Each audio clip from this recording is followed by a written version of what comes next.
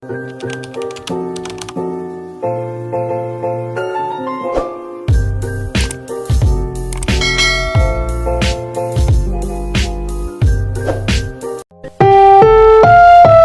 susunod na programa ay rated PG. Patnubay at gabay ng magulang ay kailangan sa mga batang manonood. Wala, usually siguro kung example lang, pupunta ako sa isang party at hindi ako kilala at hindi ko rin kilala, medyo friendly naman ako. Pwede naman ako ang mauna and then magpakilala ako na, "Hi, my name is Marian, anong pangalan mo?"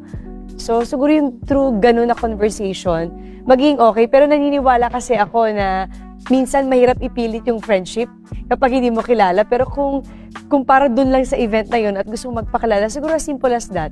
Parang hindi kasi ako yung tipong taong kailangan ko mag-pretend to be someone para gustuhin ako na hindi ako kilala. Siguro yung marami talaga akong nakikilalang ibang tao at siguro sa bawat ginagawa ko, for example, for the movie, may mga taong nanonood na nakakatouch ng buhay nila na parang dahil sa ginawa mong yun, maraming mga realization or marami silang napupulot na aral. Siguro yung pinakamahalaga sa akin ngayon sa punto ko, before kasi hindi ko naiisip yan pero ngayon sa bawat gagawin ko, gusto ko pagkatapos silang mapanood or pagkatapos silang, alam mo yun, yung may realization baga na mayroon kang makokontribute sa tao na yun.